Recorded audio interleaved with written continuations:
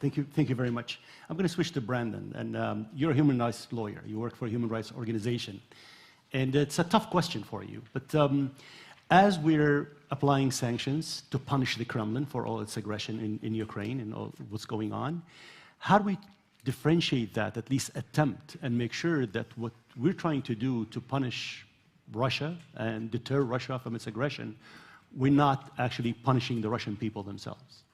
Well, thank you, Abdu. It's an important question, and I think being in Czechia, I'll quote Czech novelist Milan Kundera in response, that the struggle of man against power is the struggle of memory against forgetting.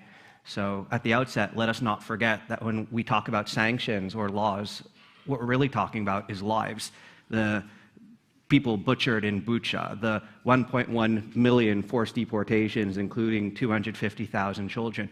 Our responsibility as free nations to ensure that our banking systems, our economies are not complicit in those crimes, that those who are responsible for denying the rights of their compatriots, not only in Ukraine, but in Russia as well. I know Vladimir Kara-Murza is a friend. We've got many people in the audience from the Russian Democratic Opposition, that people who are denying their rights are not able to enjoy the freedoms that they deny them at home in our countries abroad. And, I believe that sanctions are already having an effect on the architects of oppression and aggression, and stopping the financial flows that fund their oppression.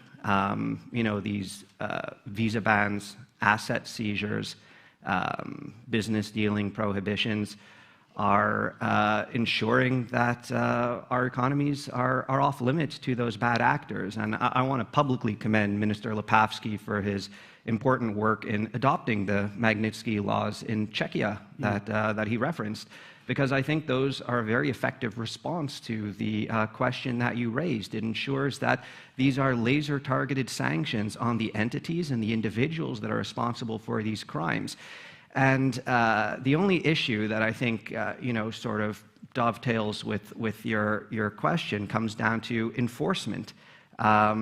We have to make sure that after these listings are undertaken, after these bad actors are designated, that they cannot continue their crimes against those victims. And something we've been advocating for at the Wallenberg Center, our institution is co-chair of a global civil society coalition on sanctions. So there's about 400 other NGOs working on sanctions issues and that are a part of this group. And something that we've been calling for is a government sanctions coalition. So a coordinating platform for all those states that have Magnitsky laws to ensure that asset flight doesn't occur. If Czechia were to sanction someone, or if Canada were to sanction someone, they could pack their bags, move their businesses to the UK. If the UK sanction them, they'll move to the US. We have to make sure that there's greater coordination. Our coalition did a study analyzing most Magnitsky jurisdictions and actually found that the vast majority of designations are done unilaterally. Now, don't get me wrong, moral courage is important, and if you have information, you should act upon it. But it's all the more effective if it's done in unison and if there are a number of states collectively ensuring that their jurisdictions are off limits to those bad actors. So I think establishing such a coordination group should be a priority for states that are looking to ensure the protection of human rights of the victims and also ensuring that civilians are protected from something that isn't too broad, but also to protect our own national sovereignty.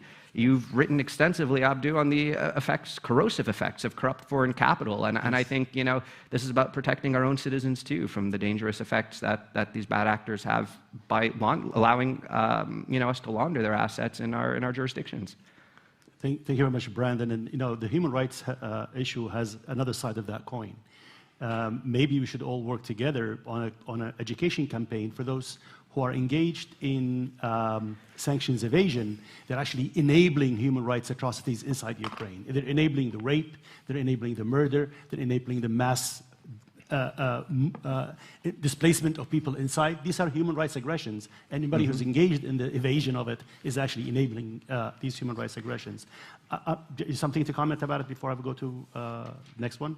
Yeah, well, I think these people are bad actors, and education won't prevent them from continuing trying to do so. I think, you know, firstly, going after the enablers. So who are allowing these crimes to occur? It requires law firms, accounting firms, a lot of, you know, people that could potentially be persuaded.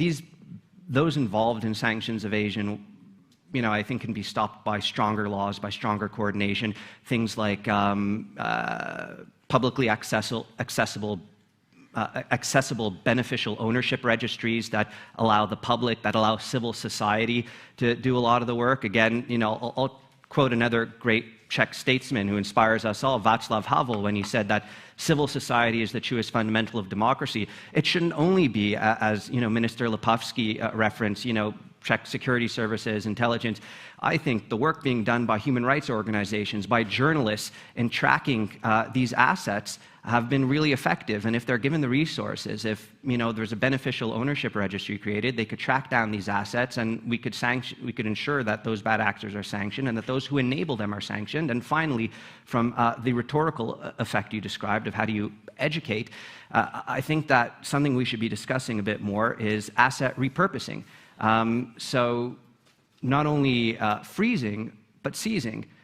Take those assets, and you know, if it's about Russian aggression against Ukraine, it can be used for the reconstruction of Ukraine. If it's about victims who've lost livelihoods, limbs, loved ones, it could help redress those crimes and help them rebuild their lives. And I think the message that sends, you know, of a perpetrator no longer able to benefit from those resources, but rather the stories of the victims or of the destruction being centered of what this money actually means. That money is not just amorphous, it is tangible. It means these lives that were broken are being rebuilt, and these properties that were destroyed, these centers of civic society can be rebuilt, and that changes the narrative, I think. Thank you, Brandon.